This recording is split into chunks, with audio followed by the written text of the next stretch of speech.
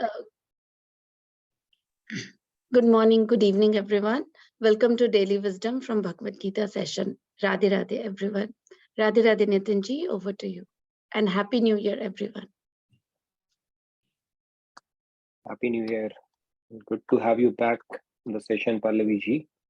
Radhe Yes. Radhe, good morning, good evening, everyone. And thank you, Madan ji, for a wonderful session and a great meditation. Is a great segue into Bhagavad Gita. We already warmed up to Lord Krishna and Arjuna and the dialogue, that is beautiful dialogue that is unfolding between them. So good morning, good evening, everyone. Hope you had a wonderful day or having a great start to your day.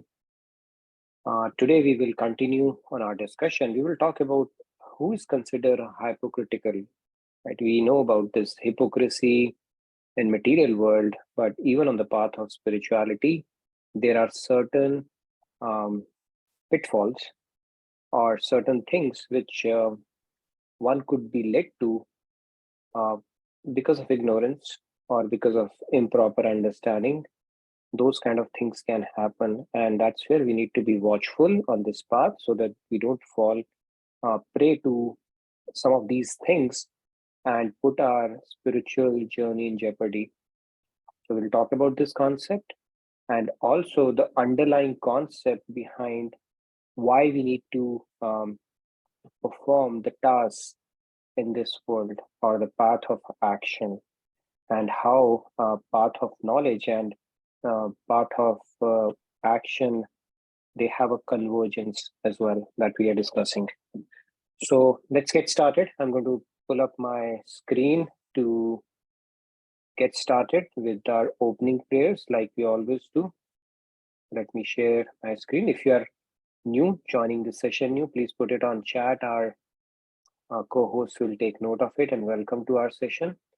That we would know that you're joining for the first time, because we always have some new participants. So we'd love to hear from you, know about you. So please feel free to interact or put in your name, when the chat opens up. Are you able to see my screen now? I hope you are. Now let's get started with our opening prayers. Yeah. Gurur Brahma, Gurur Vishnu, Guru Devo Maheshwaraha, Guru Sakshat Parabrahma, Tasmai Shri Guruve Namaha. Vasudeva Sutam Devam Kamsachanuramardanam Devaki Paramanandam Krishnam Vande Jagadgurum. Krishnam Vande Jagadgurum. Right. Good morning, good evening once again to all of you. So let's get started. We'll go to chapter 3, verse 4 today. I'll go to recite it and you're welcome to follow along. Na karma manarambhan nishkarmyam purushoshnute na cha samyasana deva siddhim samadhigacchati. All right. Do we have any volunteers who want to recite? Yes, I see a couple of hand raised. Samji, Radhe Radhe, please go ahead. Radhe Samji. Radhe Radhe. न कर्मणामनारम्भान् नैष्कर्म्यं पुरुषोऽश्नुते न च संन्यसनादेवा सिद्धिं समधिगच्छति. Very nice. Samji, Radhe Radhe. Sumeshji, Radhe Radhe, please go ahead. Radhe Radhe. Na karmanamanaarambhan naishkarmyam purusoshnute na cha sannyasana deva siddhim samadhigacchati. Very nice, Sumeshji. Radhe Radhe. Radhe Radhe, Sandhya ji, please go ahead. Radhe Sandhya. Radhe Radhe. न कर्मणामनारम्भान् नैष्कर्म्यं पुरुषोऽश्नुते न च सन्न्यसनादेव सिद्धिं समधिगच्छति. Very nice, Sandhya. Thank Ashutosh you very ji, much. Radhe Radhe. Please go ahead. Radhe Radhe, Ashutosh ji. Radhe Radhe. Radhe Radhe. न कर्मणामनारम्भा नैष्कर्म्यं पुरुषोऽश्नुते न च सन्न्यसनादेव सिद्धिं समधिगच्छति. Radhe Very Radhe. nice, Ashutosh ji. Radhe Radhe. Okay, we can take the remaining hands real quick. Yes. Surya Prakash ji, Radhe Radhe. Please go ahead. Radhe Radhe. Surya Prakash ji. न कर्मणामनारम्भात् नैष्कर्म्यं पुरुषोऽश्नुते न च सन्न्यस्य सनादेव सिद्धिं समधिगच्छति. Radhe. Very nice, Surya Prakash ji. Radhe Radhe. Okay, Parji, last three Radhe hands. Radhe. Yeah, Radhe Radhe, please. Parji. Radhe Radhe. न कर्मणामनारम्भा नैष्कर्म्यं पुरुषोऽश्नुते न च सन्न्यसनादेव सिद्धिं समधिगच्छति. Radhe Radhe. Wonderful. Very nice. Radhe Radhe, Parji. Ragi ji, Okay. Radhe Radhe. Please go ahead. Yeah, Radhe Radhe Radhe. Radhe. Radhe न Radhe. कर्मणामनारम्भा नैष्कर्म्य पुरुषोऽश्नुते न च सन्न्यसनादेव सिद्धिं समधिगच्छति. Very nice, Pragi ji. Radhe Radhe. Last three hands. Shyam ji, Radhe Radhe. Please go ahead. Radhe Radhe, Shyam ji. Radhe Radhe. द कर्मणावदारब्धात् दैशकर्म्य पुरुषोऽश्नुते द च सद्य सदा देव सिद्धि समधिगच्छति. Radhe Radhe. Very nice, Shyam ji. Radhe Radhe. All right, last two hands. Riya ji, Radhe Radhe. Please go ahead. Radhe Radhe. Radhe Radhe. न कर्मणाम् अनारम्भान् नैष्कर्म्यं पुरुषोऽश्नुते न च सन्न्यसनादेव सिद्धिं समधिगच्छति. Very nice, Radhe Priya ji. Radhe. Radhe Radhe. Thank you. All right. Sam Two ji, more hands. Radhe Radhe. Yeah, Radhe please. Radhe. Na karmnam anarambha nashya karmanam pushonishte na cha sanyasana eva siddhim samdigachati. Radhe Radhe. Radhe Radhe. Thank you, Sam ji. Very nice. Last but not the least, Champa ji. Champa ji, Radhe Radhe. Please go ahead. Radhe Radhe. न कर्मणा मनारम्भात् नैष्कर्म्यं पुरुषोऽश्नुते न च सन्न्यासनादेव सिद्धिं समधिगच्छति. Very nice, Champa ji. Thank you very much. Okay, Ramesh ji, last one. Radhe Radhe, Ramesh ji. Please go ahead. या राधे राधे. न कर्मणामनारम्भात् नैष्कर्म्यं पुरुषोऽश्नुते न च सन्न्यसनादेव सिद्धिं समधिगच्छति. Thank you. Wonderful. Radhe Radhe. Very nice. Thank you, Ramesh ji. So let's get started on this verse. Lord is saying, the previous one, it was Sri Bhagavan Uvacha. So that means the Lord is telling Arjun in response to the question that he had asked, that tell me which, I'm getting a little confused, path of action, path of knowledge. And in continuance with what Lord Krishna is saying, he goes on to say something very important here. Okay, so it's important, like I said, to not only progress spiritually, but be aware of the pitfalls of the path of spirituality. Ignorance is never a bliss, and definitely not a bliss when it comes to your spiritual journey. So in this, Lord Krishna is saying one cannot achieve freedom from karmic reactions by merely abstaining from work, nor can one attain perfection of knowledge by mere physical renunciation.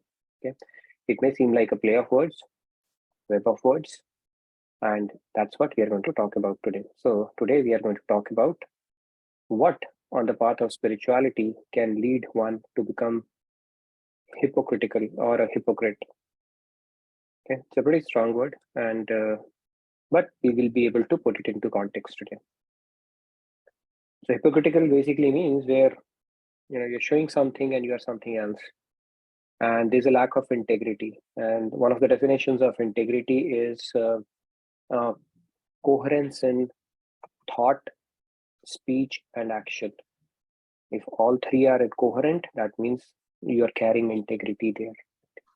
And it's important to have self-awareness on the path of spirituality, because if we don't have a good self-awareness, our mind could be telling us that we are doing all the right things, we are ticking all the right boxes, while they might not be the right boxes that you are ticking, and what you are doing might not be actually helping your cause with regards to spiritual progress. So let's move on to this topic.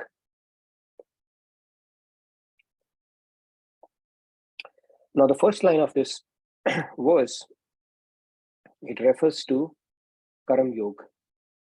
Karam Yogi, the follower of the discipline of work. And the second line refers to Sankhya Yogi, follower of the discipline of knowledge. So one is the discipline of work, other is the discipline of knowledge. That is the point of contention right now that we have been looking at, either or, both. How does it work? Is it an either or scenario, or both are needed? So let's see what Lord Krishna's verdict on this is. Now, work, if you look at it, there are two aspects to that. One is the physical work that we do. As you see, this guy is trying to do something with the cylinder, I believe. Right. So there this, and then the second aspect is the mental aspect of the work. You're applying your mind to it. Now, the physical aspect is like mere abstinence from work does not result in a state of freedom from karmic reactions. Yesterday, we were talking about Karam Yoga, right? What is Karam? So one is the physical action. The other one is the mental action. Now, what is constituted as Karam is what is going on in your mind. In fact, that shloka is going to come. I think the next one is Nahi Kanchit Kshanamapi, where Lord Krishna is saying Nahi Kanchit Kshanamapi means nobody can abstain from work even for a second. So the physical drill is what we typically relate with work. However, from a karmic standpoint, every thought in your mind is actually work that you are doing. That mental work is what counts as karma. And that makes it even more important to improve the quality of our mind. If you read Swamiji's book, The Power of Thought, our mind continues to generate thoughts. I don't know how many, 40,000 or 60,000 thoughts a day. It's a factory which is generating thoughts. Now, how do we ensure that this factory is generating productive thoughts, positive thoughts? That really depends on the quality of the mind. And until you fix the quality of the mind will keep on generating random thoughts. So what Swamiji beautifully explains is that is fine. See, as you start increasing the quality of your mind, the very thought or the every thought that your mind generates would start becoming high quality thought. But until we reach that stage, don't ride or energize that thought unless it is productive. That means a thought came, that's fine. Now, if you keep on feeling guilty, oh my God, why did this thought come to my mind, or how did it come to my mind? That's fine. Our mind will do that because it's a dirty old cloth. Until the quality of mind is improved, you can't help it. But where you can help your cause is by not energizing that thought. When you choose to surf it or energize it or keep dwelling upon it, then you are a choice. That's a choice you are making. And that's when it starts getting counted as a karma. Okay. So the mental effort that you exert, the mind continues to engage in fruitive thoughts, and mental work is also a form of karma. And it is binding, just like the physical work does. So if you have thought bad about somebody and you have not gone and punched them, you have still accrued some kind of a karma, which is something which has to be understood very clearly. So so you it is basically a double-edged sword, right? From that standpoint, if that is the case, if you're thinking about God, then also it is actually doing its work. That means you are purifying your mind, cleansing your mind, because mental work is counted, and mental work, we get credit for that, and mental work is constitutes as a karmic work. So that means if we are thinking or simulating in our head or in our mind, that also is very, very powerful technique, and that is the very basis of Rup Dhyan that Swamiji Maharajji talk about, right? The pran, the very pran or the life years of meditation, which is called Rup Dhyan. So I hope you're with me. The physical and mental both count. It's not just the physical work that we are doing, but the thoughts that we are harboring, that also constitutes as a karma. With that, a true karma yogi, Buddhi Yoga we are talking about, they must learn to work without an attachment to the fruits of actions. If you are getting attached to the fruit of action, you are doing a binding karma. This requires cultivation of knowledge in the intellect. Now, you need knowledge to know that I don't need to think about the outcome, or even if your mind gravitates towards thinking about the outcome or the result, you pull it back. And with repeated practice, the hope is one day it becomes our second nature. And furthermore, the philosophical knowledge, if you look at it, is necessary for success in Karma Yoga. Because if you don't understand the principle, when the why part is not clear or the how part is not clear, then that practice cannot be solidified. It's only when we read about this principle, that not attached to outcome, not having a sense of proprietorship, have an attitude of gratitude, do not pride yourself for having surrendered, and all these principles. If the theory is not clear, you'll not be able to do practical with conviction. So 50% of the battle on the path of spirituality is getting the theory right. And rest 50% of the battle is in putting it to practice and implementing it, realizing the benefit out of it. So the philosophy or the theoretical understanding or the knowledge is equally important. We cannot underestimate the value of knowledge, proper scriptural knowledge on the path of spirituality. Right? Even in Chaitanya Mahaprabhu had said, that Swamiji quotes so often, that Siddhant Bare Chit Na Karo Alas. Basically, when it comes to acquiring knowledge, don't be lazy. Don't think I have heard it, I've understood it. Your mind will not cooperate when you truly need that knowledge, because in order to internalize it, it takes a lot of contemplation, a lot of practice, and of course, the grace of God on this path. Although we might have heard about this concept multiple times, but still there will be something new that will come up, or when you truly need it, you will realize that you are failing at it. Right? Next work comes to your mind and you start getting stressed. Oh my God, if it doesn't get done, what will I do? That means you've already violated that principle of Karma Yoga. You've already violated the principle of surrender, because God says that have prasada buddhi, acceptance around whatever has, just focus on your efforts alone. So it's not so easy to internalize and start putting that to practice. So that is why theoretical knowledge has to be repeatedly mulled over. Okay, it's never enough. Even a lifetime study of one shloka is not enough. Forget about the entire book of Bhagavad Gita. That is how important the scriptural knowledge or understanding that knowledge is. So we are building a case that knowledge is important. Okay, action is important, but knowledge is equally important as well. So I hope you are getting where I'm leading this whole discussion to. Now, one may give up the physical objects of the senses, but true knowledge cannot awaken when the mind remains impure. So let's look at it, this concept, what it means actually. Now, because of our habits, previous habits, sanskars stored in our chit, the mind will keep running in the direction of anxiety, stress, fear, hatred, envy, attachment, all that stuff. We don't have to practice. It just comes naturally to us. And the whole gamut of material emotions that we know, right? How our mind torments us. It happens all by itself, very, very naturally. And it's like getting stuck in a rut. Like I'm in Canada, they say that choose your rut wisely. So when you drive here on the highways, if you choose a particular rut, which is an ice path, you're actually stuck in that for the next 10 or 15 kilometers, right? You just have to ride that path. There's no way out. Similarly, because we have chosen to ride this rut, a rut of anxiety, stress, fear, hatred, all these emotions which trouble our mind, so many times repeated, we have repeated in our mind that we are kind of stuck in this rut. And that repetition has created those channels where the thoughts, they just flow naturally. We don't even have to put in an effort. Do we have to put in an effort to become stressful or to feel that anxiety or the fear? They just come naturally to us because of the repeated practice we have done around it.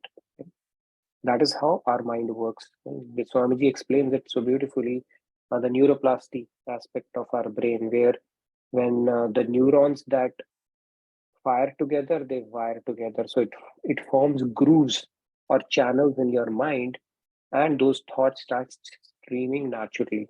That becomes our mindset. If you associate yourself to positive thoughts, uplifting thoughts, that can also become your mindset. But if you don't do that, and it's easy for you to get stuck in anxiety, worrying about things, having some kind of a bitterness, resentment, hatred, envy, getting attached to things, okay, this thing is going to give me happiness, then those will become your habit or mind patterns, which is called mindsets. And those emotions will come very naturally without you having to put in any effort. And that is where the knowledge comes in. How would you get out of that rut? Just by having a proper knowledge that, hey, this thought is coming. This thought is coming. I don't have to feel bad about it. Why? Because the quality of my mind is still not perfect. So it is okay. My mind generates it. That's fine.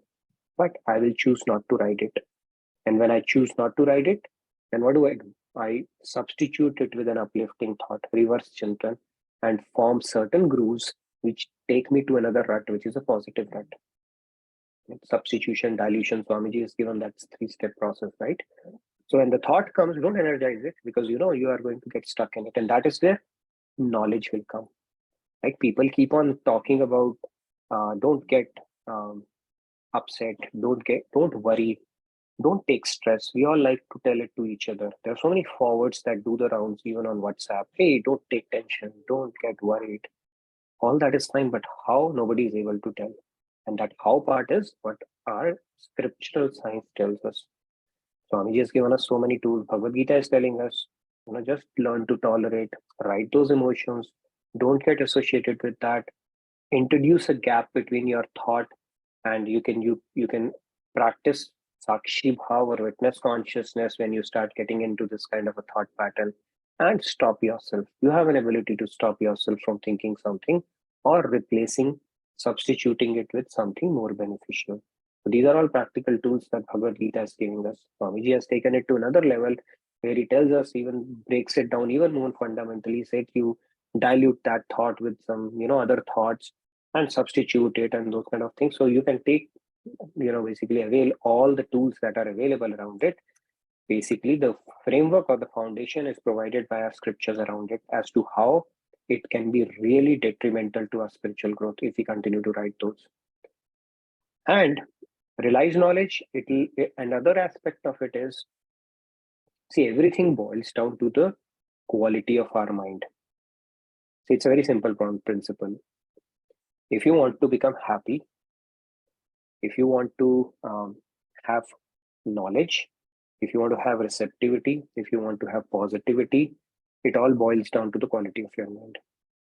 If you improve the quality of your mind, you'll automatically be more joyous, you'll be more accepting, you'll be more receptive to good knowledge, all the good things will happen. So it boils down to our mind. Everything boils down to our mind, which is called antakaran by our scriptures, right?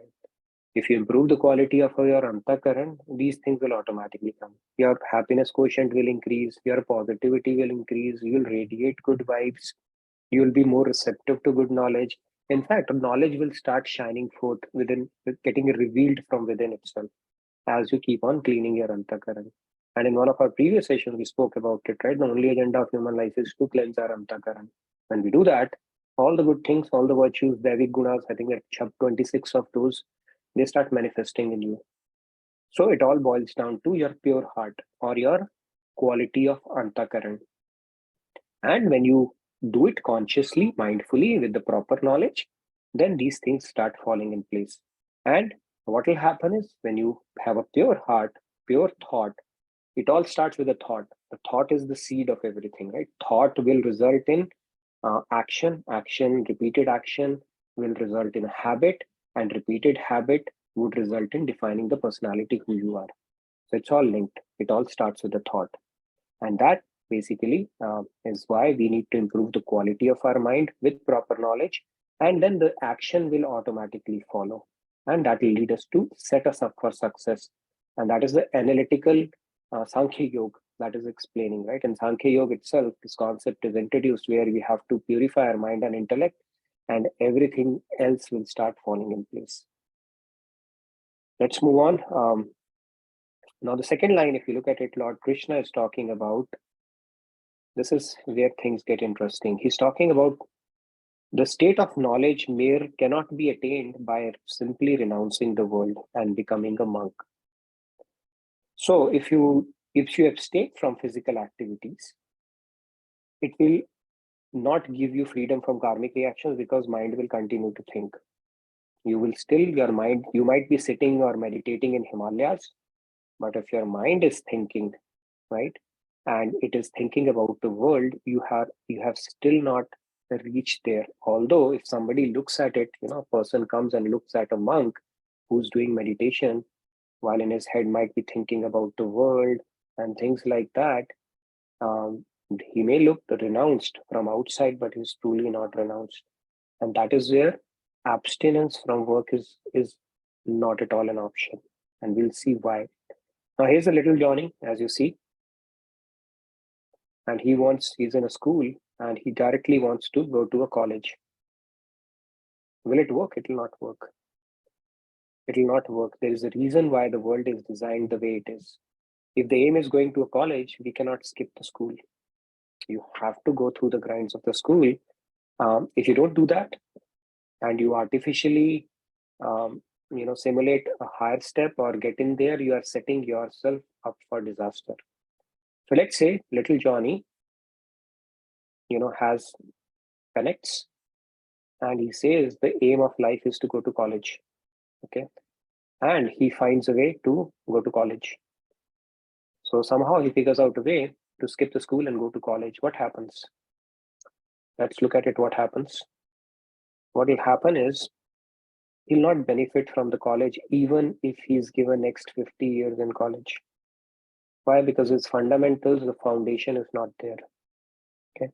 So skipping the step is not an option. So there are times when people say, you know what, why don't these people understand these spiritual principles? There's so much bliss on this path. Why can't they get it? Only if they could listen to us. Now, when you think that, you are trying to put that Johnny into a class by assuming they can skip it. So the proper way of looking at it is that everybody is situated perfectly where they need to be. Unless they have exhausted the lessons of their current class, no matter how much of talking you do with them.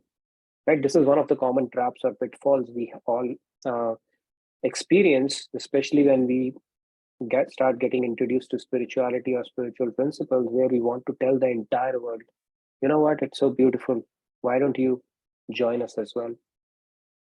Now, it's a good endeavor, it's a good intention, but the reason why it doesn't work is sometimes people are just not ready.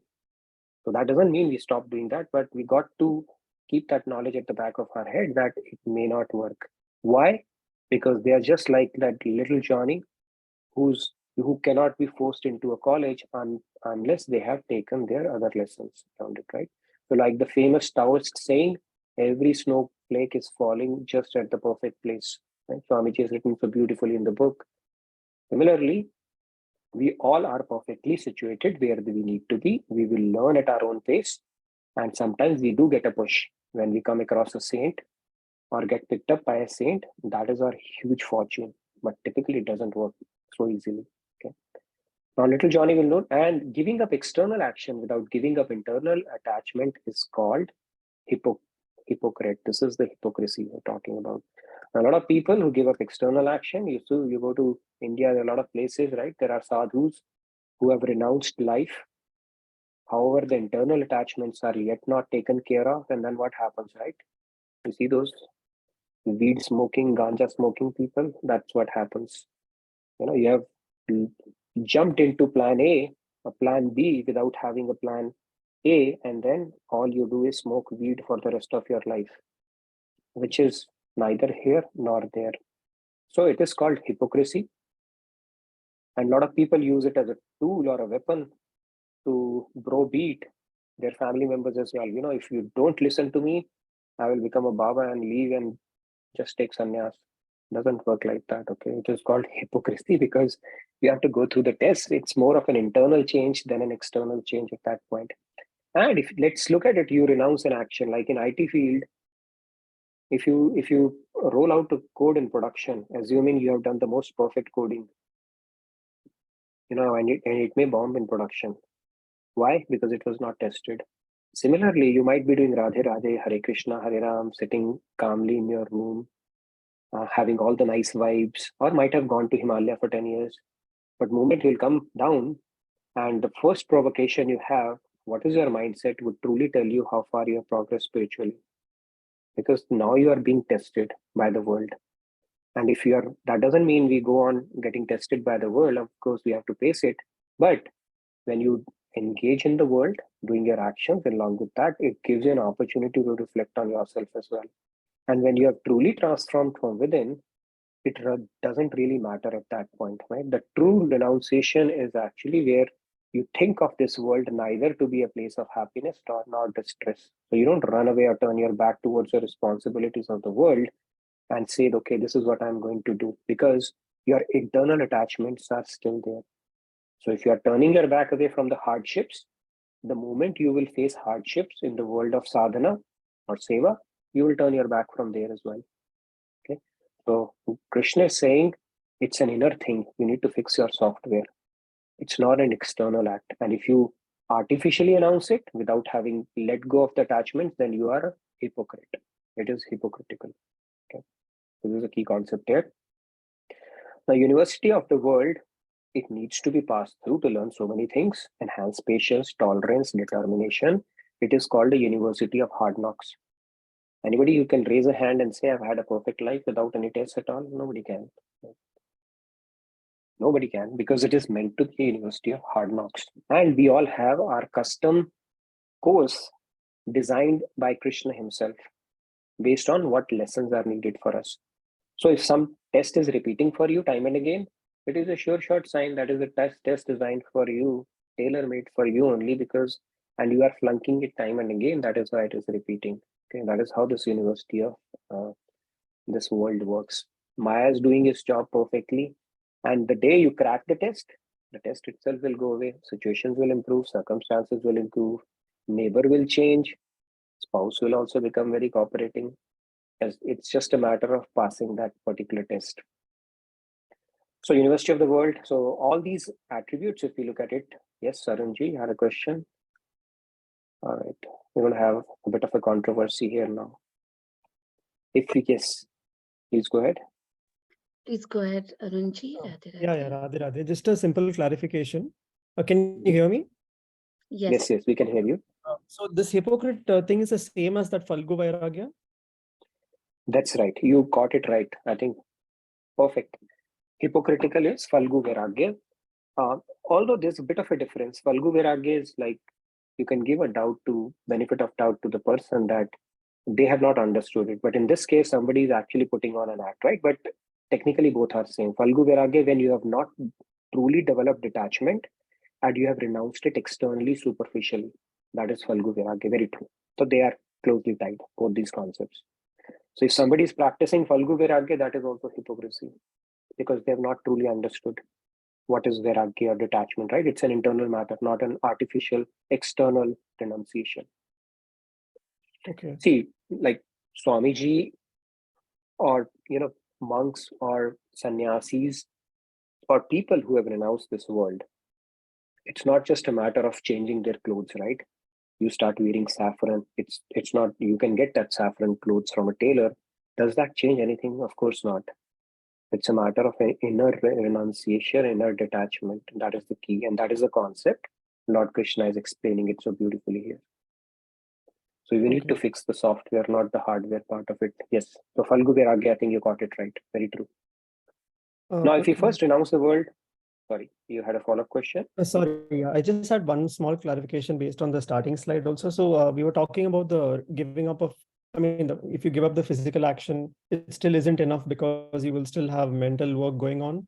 That part I just wanted to clarify. So is it about putting some mental thought to action that leads to karma? So just the thought itself. I think you mentioned earlier it's about putting it to action. Right. Yeah. But So when you Swamiji have had some, yeah, sorry, go ahead. Yeah. no, go ahead, finish off your thought. Yeah. So just was going to say that if it is a negative thought, or say that you are having some, you're thinking ill of somebody, you might not necessarily put that to action, but you've thought about it, but then you tell yourself, okay, I should not think like this. Does that still count towards karma? Now, what is the threshold uh, after which it starts getting counted as a karma? I don't have a definition for that. Okay, I read somewhere that if you hold on to a thought for more than 13 seconds, which is probably 1 unit of meditation, the smallest unit of meditation, then you have consciously writing that. Okay, now whether it's 13 seconds, 12.5 seconds, 11 seconds, or 15 seconds, I don't know. But beyond the point, when you start energizing it, it starts getting counted as a karma. So reject it. I mean, we have to get better at this practice of rejecting it as soon as our mindfulness comes around it, right? But what is that threshold? I don't know that. I mean, I may have to ask Swamiji that part. It's a very good question. But I think intuitively we'll know. Have we energized this thought, or it came and have nipped it in the bud? Yeah, Nitinji, like actually but what I, sorry. okay. Sorry. What I was going to ask is that if someone deliberately thought about harming someone, so it doesn't even create a threshold, right? Even if someone if deliberately thought about that's harming someone, it's one thought also is a bad thought, right? It's a negative thought. So Mr. Chitragupt is overworked, okay? He would have taken note of it.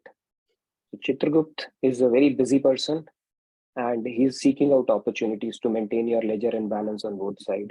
Yes, if you have thought about it, it's already counted as a karma, even though you might not have actually physically executed it. Very true. Okay. So similarly, it's continuing on the topic. Then, if we renounce the world externally when mind is not attached, we will not benefit. That is very. I hope that concept is clear. And even in corporates, it is said you keep on getting promoted to the level of your incompetence. Okay. So it's very important that our external renunciation commensurates with our internal renunciation. If you're matching up to that, great. If not, then we might be bordering on hypocrisy, because people might be thinking you're renunciate, and you might be swelling your pride, or might be living in a fool's paradise, while actually it might be counterproductive. It's important to understand spirituality is all about your inner game, not about your external game. Right? A lot of people say he doesn't look like a monk, or he looks like a monk. He has a long beard. He looks thin. He looks fat. Nothing. Nobody can make it out. Right? Even if you come across, a Jivan Mukt person, you'll not be able to make out. You come across God, you'll not be able to make out. So it's an internal matter. That is why we need to focus on our journey, and as we keep on getting progress on this path, and then we start getting more awareness about people who are truly elevated on this path. Right? A God realized person can figure out who's a God realized person, but other than that, we can make a good guess estimate only till that point. Now, point to ponder: devotion without philosophy. You've seen people who just do devotion. They have nothing to do with philosophy. Now, let's look at it. It's not a game of one lifetime. It's a multiple lifetime game. Now, if somebody is like Kabir Ji or Guru Nanak Ji, they can do devotion. Probably they don't need to get into philosophy. They are at a very different stage, right? They have already transcended the knowledge that they needed to have, and it has already become a realization. So that's more of an exception. But typically, devotion without philosophy is called sentimentality. Okay, it's called sentimentality. And philosophy without devotion is called intellectual speculation or intellectual entertainment for most part. Okay, so this is how it goes. So basically, both are needed. Action and knowledge, they are both necessary. So karma yoga and Sankhya Yoga. It is only the proportion that varies, creating the difference between the two paths. So to answer Arjun's question, both are needed. The proportion may vary based on your tendencies, but both are equally important. Now, depending upon if you have already acquired the required knowledge and you're already putting it to action, your action will dominate. And if you are a practitioner and you're learning the new things, and your knowledge might dominate. So the proportion may vary based on where we are in the our trajectory of spirituality, but both are needed. That is the key message here. Yes, another question. I see Shalini had a question too. So what is the key Radhe, takeaway? Yes, Shalini. Shalini, Radhe Radhe. Anji, Shalini. Radhe Radhe Nitin ji. Radhe Radhe. Sorry, a quick question here is, Mhm. suppose people like a person with devotion has no access to knowledge, and then just prem karte Yeah. hain, to fir how does that work for them?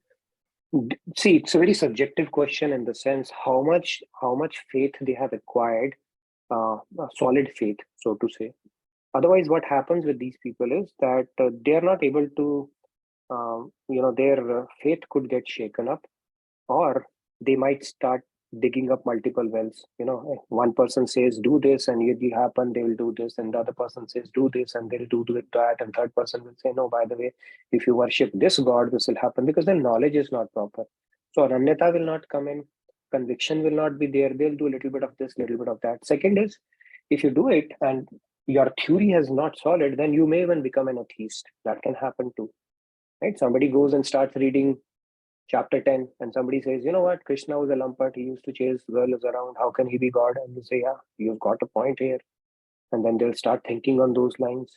So that knowledge foundation, when it is not rock solid, there's always a little shaky foundation there, unless you have already cut that particular corner because of your past sanskars or the knowledge that was needed to develop that level of devotion. So it's a bit subjective question. However, the topmost devotees whose foundation of scriptural knowledge or what is needed, Tattva Gyan is rock solid, and then they are taking their devotion on the foundation of that solid knowledge. That devotee is on a very firm ground. Other than that, it's a bit of a shaky foundation because somebody will say something and then you'll move towards that, then somebody will say so. That ananyata and that firm resolve may not come in. That is needed to tread with conviction on this path. Thank you, Nitinji. Very beautifully answered. Beautifully explained. Thanks. Okay. So by the way, a quick reminder. So tomorrow we are going to do a second year celebration. We have completed 2 years, believe it or not, right? So while we were talking and discussing the Bhagavad Gita concepts, Earth completed 2 rounds around the sun. Okay, it is a huge achievement, and we are still continuing on this beautiful journey. And I have about 10 or 11 names for tomorrow who have expressed their interest and desire to recite tomorrow. Okay, I have your names. So let me tell you. Okay, I already have it. So just trust me on that. Okay, I may not be able to tell you right now, but trust me, I have your name. It's Himani gave her name yesterday. Sairam ji has given. Dinesh ji has given. Rahul has given. So I have all the 11 names. So don't worry. And then we'll talk a little bit about the journey. You can come up prepared with experiences that you want to share, how this journey has been. I'll talk a little bit about my own journey in the last 2 years, and then we'll get into the devotional segments and much more. So I look forward to that session. I hope all of you can come with full enthusiasm, and we'll have a bit of a reflection and nostalgia around what we have been doing for the past 2 years. And if you are new, we'd love to hear from you as well. And this is a journey, I would tell you, is something that it's never too late to join these sessions, because we keep on rehashing stuff like we are doing right now on the key concepts across Bhagavad Gita, and we go so much back and forth that you will not miss out on anything key, right? So never think that we have already spent 2 years, so you are far behind, especially if you're joining new. We'll always do catch-ups in a lot of ways. Okay, now we can take any other announcements. I think we have Sandhya, not Sandhya Vandan on Jagat Gurutam Divas. That's when Maharaj Ji was accorded that title, and we're going to celebrate it in a very nice way by doing an Antakshari and an interactive segment on Jan 14th. And morning, that will be evening Saturday for you. And please block your calendar for that. Look out for more details. Please sign it up. You can sign up as a team or as an individual.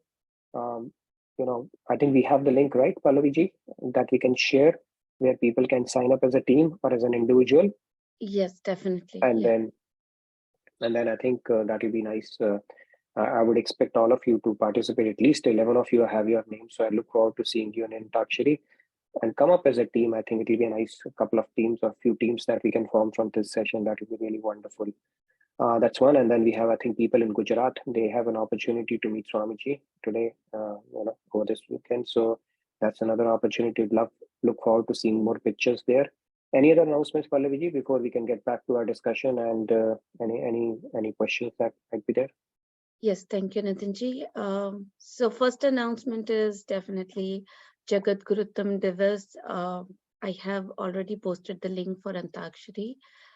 Please sign up for Antakshari. The second is about Swamiji's India tour. Vapi is 5th January to 6th January. Vadodara 7 to 8. Ahmedabad 9 to 11 January. Patan from 12 to 14 January. And Indore 16 to 18 January. I posted the link here in the chat so that you can look at all the upcoming events. Tour, Swamiji's India tour. And I have posted link for the feedback tracker. Please put your feedback, comments, questions in the feedback tracker. And today we have someone new also, Nitinji, who has put her name in the chat. Rajita ji from Gurgaon. She has been attending since last 2 weeks, and she mentioned that I really appreciate value and knowledge, and I feel blessed. Thank you, Rajita ji. Rajita ji, Rajita Bhardwaj ji, welcome to our sessions and good to hear from you. And I would encourage whoever is joined new or has been joining recently, please put in your message or feedback tracker. It's always good to hear, and we'd love to hear more often from you. And good to know that you are finding these sessions valuable. So welcome to our session.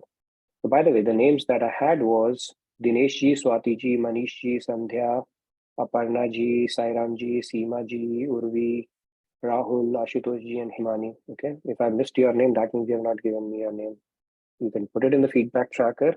And Shyam ji, your name, you did say that? Okay, you're not there. For some reason, I assume you're there regardless. All right, Shyam ji is there as well.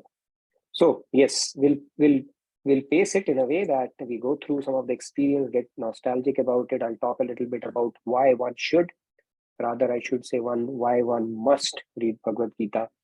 And some of the highlights of the last 2 years, I'll talk a little bit about it, and then you get an opportunity to relate your experiences, how your journey unfolded, and we'll get into the devotional segment as well. So that's how it's going to be. Okay, so now any questions or anything else wanted to share? Because I think we discussed a lot of content today.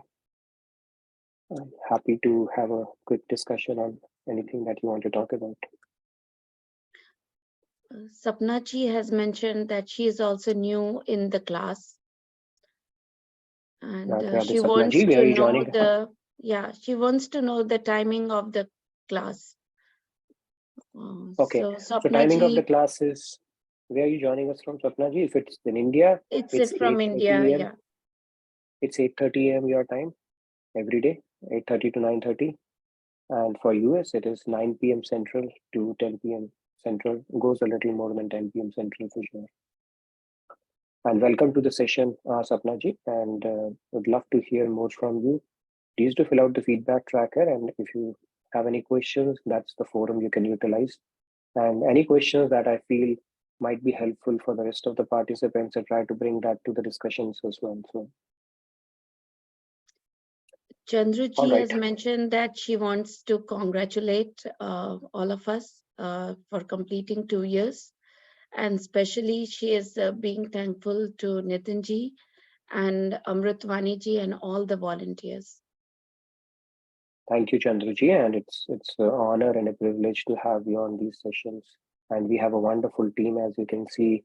It's a collective effort. All of us have made it possible to come this far.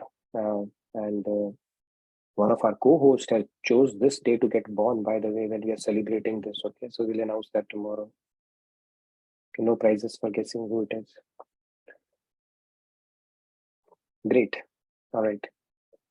Any questions on what we discussed today, or this concept is as mud as clear? It's a very simple concept, right? It's an internal game, not the external part of it. So whatever we are thinking next time, don't think that we have privacy to our thoughts, because God has delegated this work to Chitraguptji, and it is getting noted.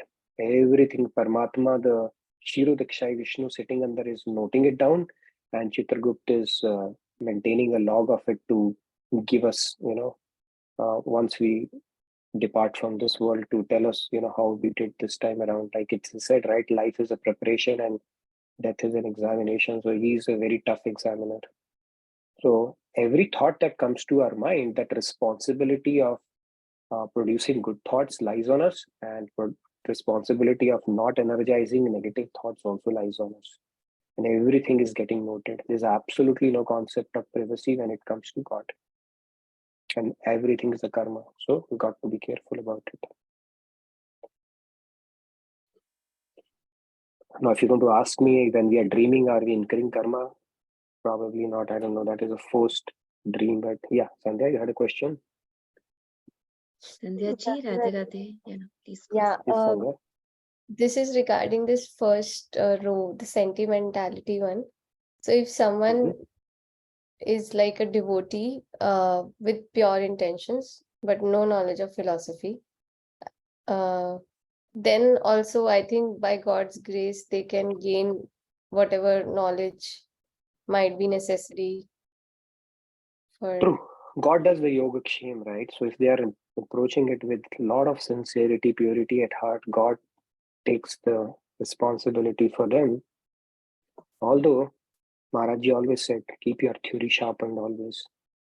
Because without theory, things can be a little shaky. But yeah, that's why I say it's a bit In that case, contextual. yeah, If somebody's find them and Guru will provide hold, whatever is necessary, right? they'll hold their hand. Like in yogakshema, the very concept of yogakshema is that God will provide for what you lack and is needed. And if it is the proper knowledge and that realization, that will be provided for as well, if your Sharanagati and intention is really, really strong. So Yeah, thank you. hope you feel better. All right. Yes, Sarunji and Sapnaji. Sapnaji is asking question as well. So yes, Sapnaji. Sapna ji, Radhe Radhe. Yeah, Please.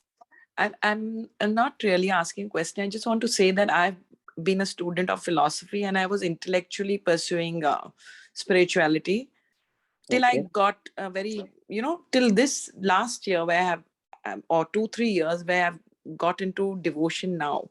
And I agree and concur with you that philosophy without devotion is there's something missing. That I agree it's called with.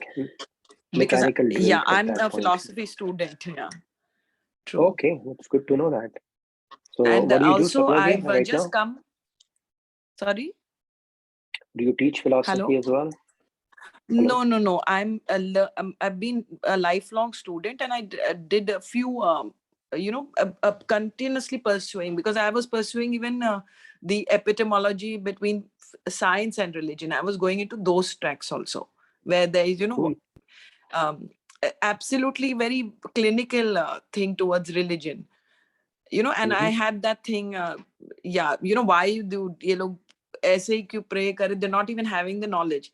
But I've also seen the second side, because you come to people in this where there's devotion, sincerity, but it goes into blind faith and they become sort of fanatics also, where there's devotion without the knowledge. So what you've done, fanaticism. actually, fanaticism, they don't want to listen. They are, it's like a runner just running but not understanding how the muscles work, or what are you doing, do you understand? An athlete doing his thing but doesn't want to learn the new science beside how your quadriceps are working, but what kind of water you need to take, and then improving his thing. So I'm really happy with this session. And one more thing I want to say that I came into devotion basically because I had a very, very, very bad phase in my life last year. And the only thing I could turn towards God by instinct. It came by instinct, in spite of my philosophy and this. It came by instinct, and I just got into touch with JK Yoga. I don't know how. And this was in the month of October, November, and I've met Swamiji. I just wanted to get a guru. And I met Swamiji because when he came to India, his session was right near my house. And I went and met him, signed the book, looked into his eyes, took Ashirvad, and I said, okay, I asked and the guru just came. I mean, it just happened by the grace of God. Beautiful. So thank you so much for this. This is like, like a deja vu. Thank you. Yeah, we follow Swamiji's book only, and you would love it if you have been into philosophy. You would love the connection how we make between philosophy and with all these concepts in a very, very structured, logical, step-by-step, rational manner. You'll love it. So, because I know you'll have an inclination towards the reasoning aspect of it. Yeah. Yes. Can you explain Sankhya Yoga? What, in one line or two line, what does it mean? Analytical dissection, basically, of spirit. Yeah, like you are a soul. It starts the foundation. The very first foundation is you are a soul, not this body. Sankhya correct. Yoga. It's an analytical. So it's basically Sankhya, you're going into Bhakti Yoga. So I'm Sankhya, you're going into Bhakti Yoga. That way. That's it.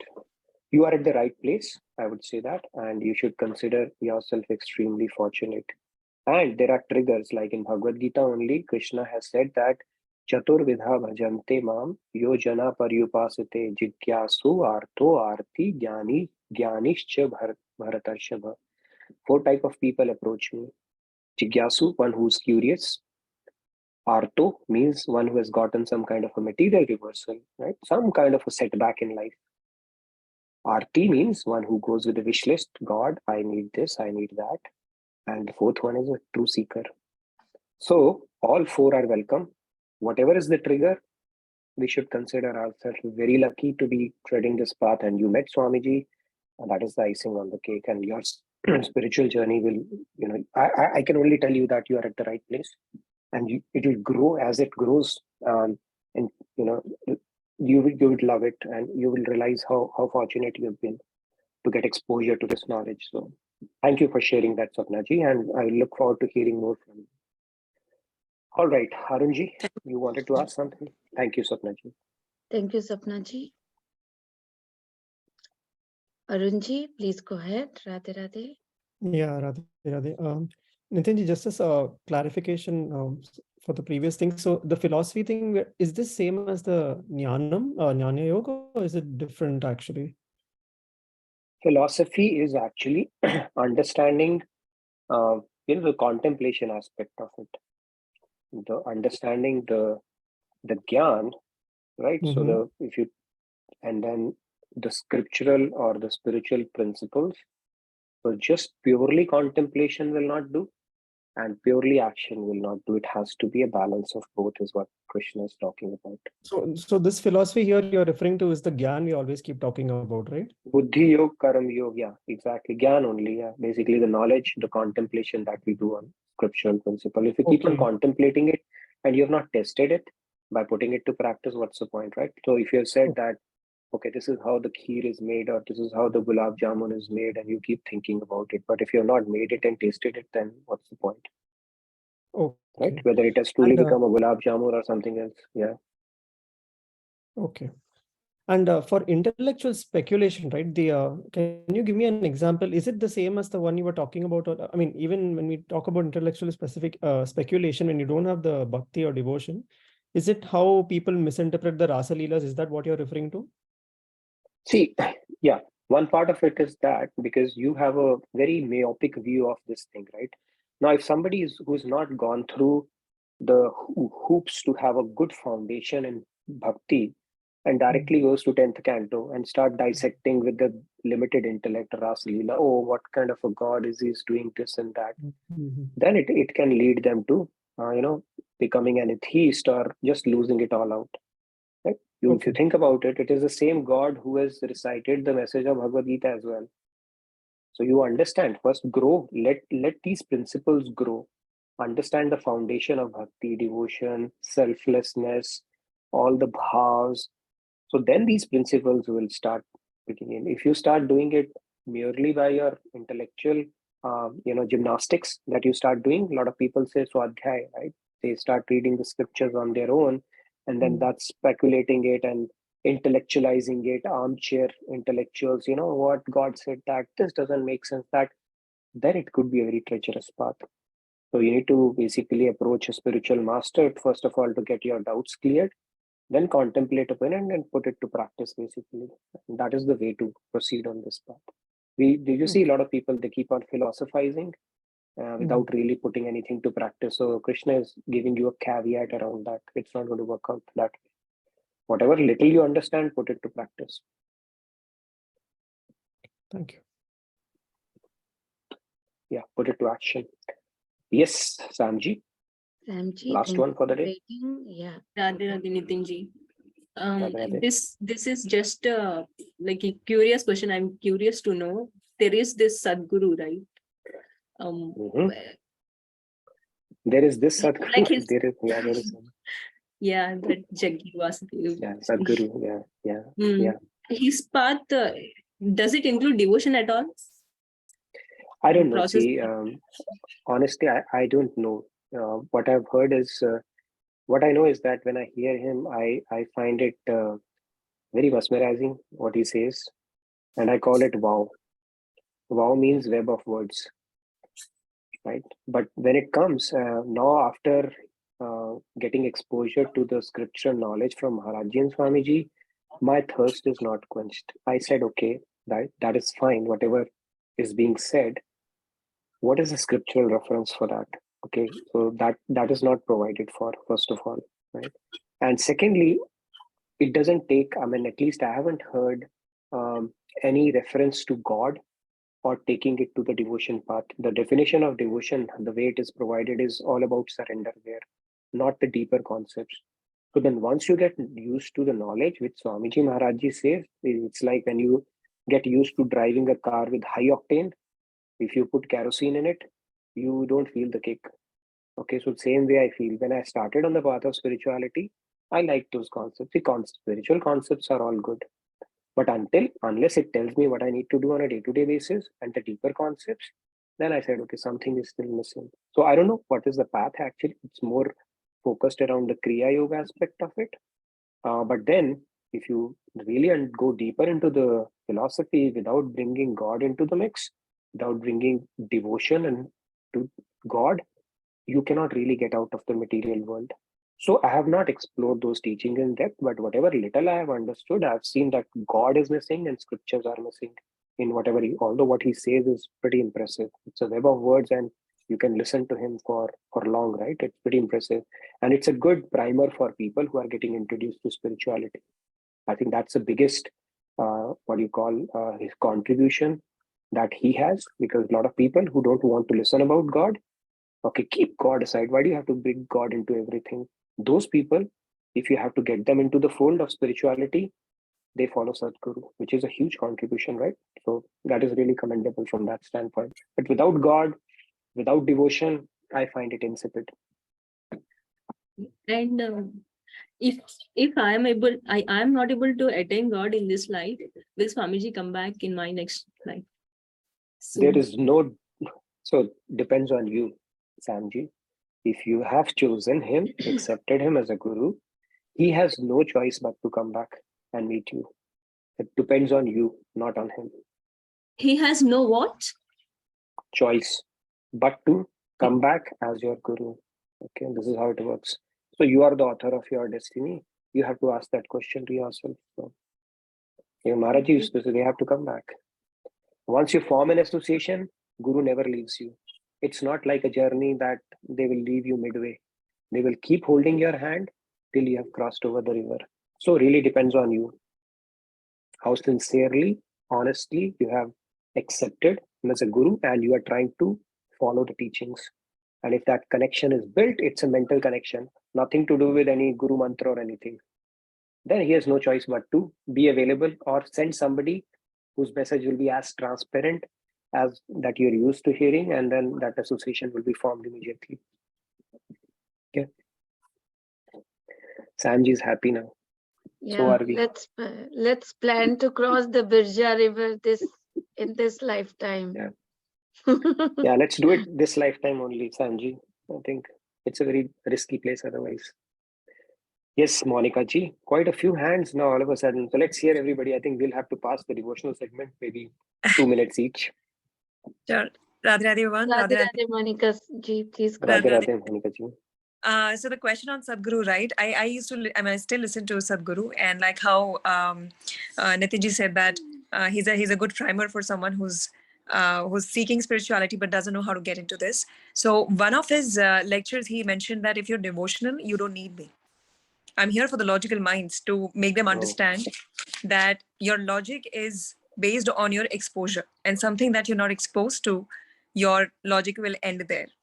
So basically, when you come to spirituality, when it comes to devotion, keep your logical mind aside. This is what he's there for. That's what he said in one of the sections. Yeah. So I just wanted to share that. Yeah. So, okay. No, that's good to know. In fact, I heard him once say that, are you ready for devotion? He asked that question. And maybe that's why he doesn't bring devotion, depths of devotion into the mix, but I don't know. But Swamiji, he has turned this paradigm, shifted that paradigm. You know, you could be devotional and at the same time very logical. But Swamiji is not about blind faith, it's about intelligent faith. Right. Nobody is without faith, right? Mm-hmm. If somebody says I'm without faith, no, you are putting faith in your intellectual abilities. Mm-hmm. You are also putting faith somewhere. Mm-hmm. Truly speaking, nobody is without faith. What Swamiji is teaches us is how to have an intelligent faith. And what is an intelligent faith? What I feel, what I see, how I perceive, is that an intelligent faith? Or what our scriptures say, what saints have said, and then that's why I believe, because I have seen that transforming me. Is that intelligent faith? So the question is for us to think about. Right. But yeah, thanks for bringing that out. Yeah. But yeah, all respect to him for, you know, what he has done by bringing so many people into the fold of spirituality. Like Buddha did, he brought all the atheists into the fold, right? Like Ramdev ji does, because yoga was considered as a privilege of a selected few. Iyengar yoga was the true yoga. But what he did was he made it accessible to masses. Everybody can do it at their home. So I think all of them, they have their contribution in society. So we need to respect them for that. But we need to find the well which will quench our thirst. And that's a personal journey at that point. Okay. Yes. Jyoti ji wants to say something. Yes, Jyoti ji, Radhe Radhe, please go ahead. Jyoti ji. Radhe Radhe, Radhe Radhe, Nitinji and Pallavi ji and everybody.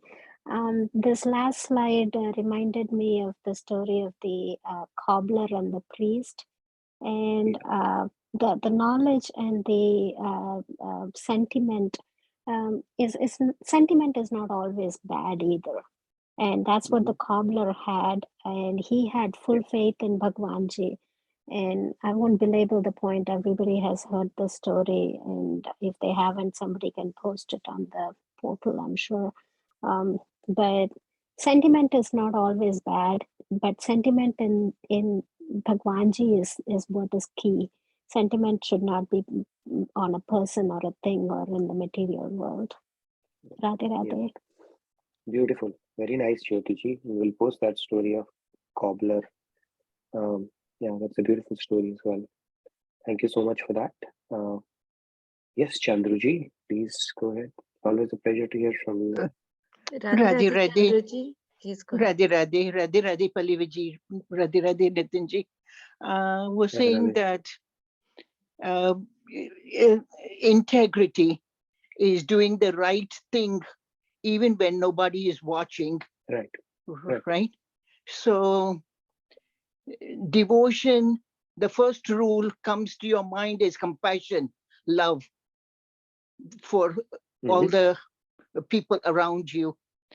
Now, so that would be hypocrisy if this sadhu comes down from the mountain and screams when his foot is hurt, and he has no compassion, he has no devotion.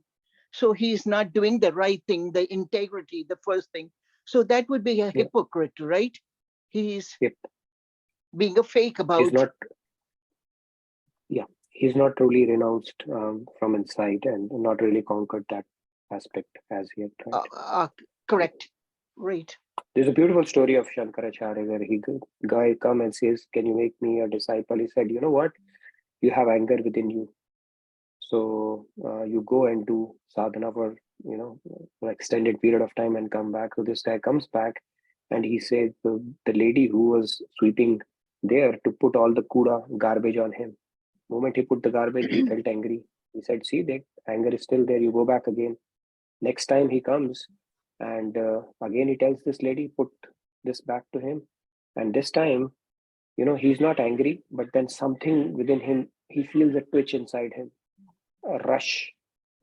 So Shankaracharya said, "You are still not ready. Go back." And third time he comes, he said, "Put the garbage again." And this time he does not feel anything, neither from outside, not from inside. Said, "Now you're ready." So yes, it's the internal thing. Until we have conquered that, externally, no matter what we do, doesn't really matter. So when we say good to meet you, pleased to meet you, all that is fine in material world, but we are actually not conducting ourselves with integrity from a spiritual standpoint, especially if you're thinking something different. So it's important to I don't know how to resolve that duality, but be as carry yourself with as much integrity as possible. That takes us closer to that. Right. Yeah. Thank you. Radhe, Radhe. Thank you so much, Chandruji. Radhe, Radhe. Radhe, Radhe. All right. Urvi wants Radhe, to Radhe. say something. Yeah. Urvi, go ahead. Radhe Radhe. Actually, Samji was speaking about Swamiji, right? So I just have a question that Lord Krishna says, "Ye yathamam prapadyante tam satyav bhajamyaham." So, but how is this possible? Like, we don't even love, and how can they reciprocate our love? So it has to be more from their side, right? I mean, if I was able to explain my question. Right. So, Can this so really you're saying work? God doesn't, we don't love God. So, but how can God love us? Is what you're asking? No, I'm asking actually, we don't love, we try to love God, but we don't truly love, right? But God has that true love, and still He says that I love you as much as you love me. So, so obviously Yeah. He's loving more. So why is He lying? Kind of that kind of question. Yeah. What you're saying is He loves us regardless, right? Is what you're saying. Yes, Yeah, I whether we think. love Him or not. So why is I God think the lying over here? generic love of God and generic grace of God is accessible to everyone. Even to Ravan and Kans, He gave fresh air and proper water, right? And then even when Ravan would go to sleep, he would make his organs work and not make him die. So from that sense, that grace and that broader love for the entire species, because we are his part and parcel, is accessible to us. So I think Yathamam Prapadyante Tas Tathaiva Bhajamyam probably goes for his special grace and special love. So when you shed a tear for him, he's obliged to shed a tear back for. I think he's taking it a level deeper there. But generic love, of course, it's available to all of us, right? He still takes care of us, provides for us, even though we might be an atheist. He's not saying you are an atheist. You say, "Hell with you, God," or "God is dead," or "God is the opium of the masses," or "My God died young," all these things. And you say, "Okay, I'll say the same to you." He doesn't do that. So I think the generic part is available, accessible to all, but he's talking about his special attention, care, and grace in this particular thing. Swamiji talks about grace. I've extended it to love as well. But you can ask this question to him as well, just to get more clarity. Okay, thank you, Radhe. Urviji. Yeah, beautiful question, Urviji. Yeah, my principle is if you can't convince them, confuse them. So I say so many things that, but we do ask this question to Swamiji as well. Okay. Yeah. Yeah, Nitinji, there's a question in chat from Lakshmiji. What are the signs of internal change? Internal change spiritually. I mean, how can we assess our progress? I think we spoke. you will hear nice music, right? When you wake up, like they show in movies, right? The hero wakes up and he's hearing all the jingles around in his head. So I hope it should have been something like that. But I think it's more about subtle things. We spoke about it, where we can assess ourselves, how much peace we have, how much contentment we have, how much joy we feel, how much anxiety, stress, restlessness we feel. It should diminish over time. The positive energies should increase over time. Our acceptance should increase. Our forgiving or let go of things should increase. Our perspective or outlook towards facing hardship should get better. So all these things are subtle signs that we can use as a yardstick for our own analysis. However, in absolute term, only God and Guru would know that. But there are certain signs we can use for ourselves to see the version that I started off with and the version that is current version. Is there a differential where you feel much better off, much more empowered, much more at peace with yourself? If the answer is yes, then intuitively you would know you're progressing. If the answer is no, then something is not working right. Thank you, Nitinji. Yes. We can Sairamji take and more hands. Deyash. Maybe a couple of more hands, and then I know we are over. So Sairamji, yes, and Deyashini is there as well. So let's, and Vinisha ji, let's take quickly, couple of minutes each maybe. Yes. Radhe, Sairamji, Radhe. please go ahead. Yeah. Radhe, Radhe, Nitin ji, Pallavi ji, are you able to hear me? Yes. Yes, yes. Okay, okay. Actually, I found what you mentioned interesting because just a few days back I read, again, I've joined a bunch of Facebook groups related to spirituality so that I can use the AI there to brainwash me to only see the kind of messages that I want to see and not see garbage. So use their AI against them and then make it an echo chamber of spirituality on Facebook. So just by liking posts that I like, and I ran into this post on Facebook that was very similar to what you mentioned, and it's from Paramhans Yoganand ji, and he says, I mean, he has a book called Eternal Quest, and he was mentioning something very similar to what you just said, but it was more related to Jesus' second coming and will he reincarnate again? Because some people believe in that as well. Well, it's probably true. And when he says, when you pray to Jesus, he feels your prayer. Free souls such as Jesus are aware of the calls of their devotee. You may not know they are receiving your vibrations or your feelings, but they are. Their desire is to redeem the whole earth because every saint of God realization knows there is no death for him. He is living that eternal joy. Yet, such saints are aware of world's grief and they say to Heavenly Father, people are killing one another and suffering in many ways. Why must this be? And God says, I will send you back in some time to help them. So, no, that's it. So if you go to the crux of all the traditions, I think the similar message, you'll start seeing a running theme or common denominator around that, right? Love for God and the fact that prayer is the medium to reach out to God, and the fact that God is watching and is a witness to every thought and action that we do. Great. Thank you for sharing that, Sairamji. Wonderful. I see a couple of new hands today. We can take them real quick if we have time. Yes, Vinisha ji, Radhe Radhe, please go ahead. Radhe Radhe. So I had a Radhe Radhe. question. Does going on social media, does it hinders your spiritual journey? And does it decrease the purity of your mind? Because I feel like when I go on social media, I look at spiritual posts, but at the same time I look at worldly posts as well.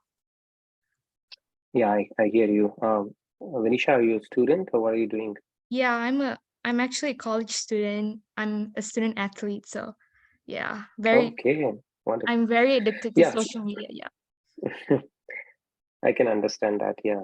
So yeah, it's a very simple principle if you think about it. So there's an elephant. He goes and takes a bath every day, and immediately after taking a bath, he puts dust on top of it. That means it has actually undone all the good work that it had done. So everything in this world, even Maya, our material energy, gadgets, television, cinema, sports, social media is a material energy, and it's a double-edged sword. you could utilize it for your benefit, and at the same time, it could actually hinder your progress depending upon what you are feeding it with. Right? So if you have the self-discipline and control to see, watch, or indulge or engage in more productive stuff, spiritual stuff, which is uplifting, sure, it's a great asset to have. But if your mind is taking, 10 of those things and 50 of other things, net, how much you are? Minus 40. It's like earning 1 rupee and spending 100 rupees. You are still negative. So very simple arithmetic, where your majority of the time is going. And if it's productive for you, it's a great asset, right? A lot of people use that to, do their sevas or support feeds or read stuff that helps them. But if we get indulged in vanity and start looking at people's pics and having some sentiments of, oh my God, what are they doing? So then it's not good for us. So it really depends on what we are feeding our mind. And that's a personal call. You only have to take. Are you feeding more of junk, or are you feeding more of healthy food to your mind? That will result, that will determine whether usage is good for you or bad for you. Right? That is as objective as it can get. Thank you. Great, Radhe Radhe. great Radhe Radhe. answer. Thank you, Nitinji. Yeah, very relevant question. Deyashini, yes. Deyashini ji, Radhe Radhe, please go ahead. Radhe Radhe Deyashini, good to see you. Thank you for turning your camera on. Thank you so much, Radhe Radhe Bhaiya, Radhe Radhe Pallavi ji. And so my question while we were talking about Sadhguru is that we come through the terms sadhu and sannyasis. So is there any difference between them, or are they same? I don't know. I mean, sannyasi is somebody who has renounced the regular order or varnashram dharam, right? They're no longer obliged to fulfill those duties of going through those 4 stages of life, having a household and stuff like that. Sadhu, sajjan is used synonymously, but saint is somebody who's God realized. So anybody, I mean, not anybody, but people who are ready, who are sufficiently detached from this world under the expert guidance of Guru could take sannyas. But have they truly become a saint? Not yet. Saint means one who has realized God. He's a done deal. And sadhu also probably falls into that. But sadhu sajjan is used for somebody who's having noble virtues and things like that. So I'm not very sure about that. But if you're asking sant or saint, then that is somebody who's a realized person, God realized person. Sannyasi could be anybody else. Even though they may not be realized, they could still be sannyasi. And within realization also, there are different categories, right? Somebody could be Atmagyani, self-realized person, and somebody could be Tattvadarshi, God-realized person. They're also different. We will never be able to make it out. But from their teachings, you could get some kind of an idea, which category could they possibly belong to. And we will talk more about this topic when we go to 4.34, when we talk about what are the qualifications or some of the symptoms of a true guru and how can one find one, and what are some of the yardsticks one can apply to determine a true guru. We will talk in more depth when we reach that shloka 4.34. I think it's going to happen probably within a month's time. Thank you, Deyashini ji. Last one. Nitinji, yeah, Thank you, Deyashini. And Deyashini, I wanted to say, so Urvi introduced Deyashini basically, and I'm glad Deyashini is being able to attend these classes now. Love to hear more from you, Deyashini, and wish you the very best. Yes, Samji, you are the last. See, you started the session by reciting, and you're going to end the session by asking. Okay, thank you for giving that privilege. And we got sandwiched in between. Yes, go ahead now. Okay, Urvi was telling for Urvi's question. I don't know if I understood her question properly, but one time Swamiji told me that God in the form of Guru is more merciful than God himself. Hi, Nivan. Radhe Radhe. Radhe Radhe. Okay, you go now.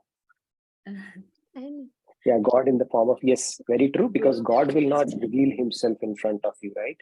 So he's sending his representative or a proxy in form of Guru. And there is no difference between Guru and God, right? Yes, Guru and So God, but Guru true is God realized. more merciful and compassionate than God. Sometimes I feel like the love and compassion that Swamiji shows, it makes us automatically feel obliged to follow him, love him back.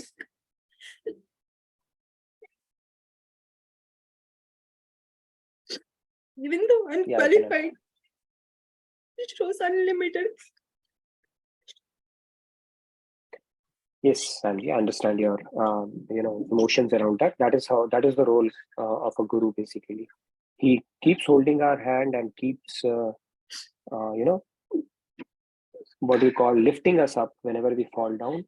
He cannot give up on us no matter what we do, right? That is why he's a guru and not an ordinary person. Ordinary person will say, okay, how many times should I tell you the same thing?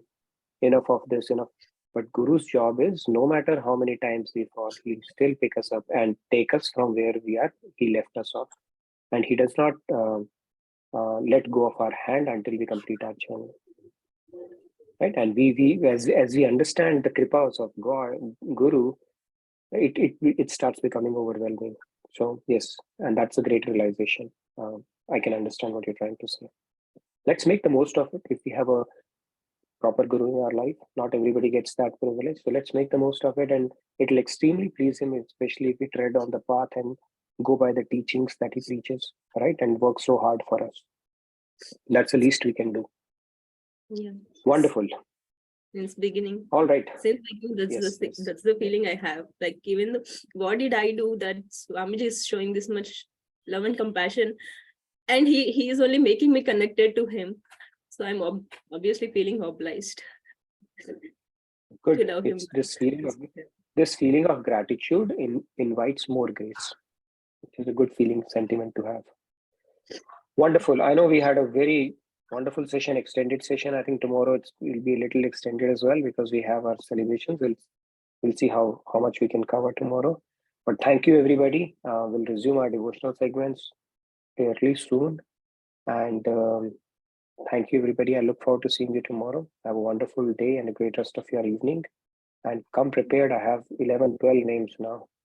And let's try to limit it to 2 to 3 minutes so that everybody gets a chance. And I'll try to limit my spiel to a few minutes as well so that we have a good interactive segment tomorrow. Shyamji, I look forward to your testimonial, okay? How your journey has gone through the last 2 years. You have been one of the few faces who have been there with me right from day one. So tomorrow we talk, you listen, with camera off. Everybody have to put their cameras on tomorrow, okay? Without exception. आपकी वजह से हम सब आज साथ बैठे हैं. This journey has to go on. So whatever happens, will never end. Yeah. Swamiji Maharaj ji ki wajah se, yeah, we'll continue this journey, Shyamji. We will continue it for as long as we possibly can. So it's just the beginning. Yes. Okay, wonderful. Yeah. So have a blessed day. I look forward to seeing you tomorrow, and Radhe Radhe. Good night, good day. Thank you, Nitin ji, for another awesome enlightening session. And thanks to all of you for your enthusiastic participation. Radhe Radhe, stay blessed. We'll see you tomorrow. Radhe Radhe. See you tomorrow.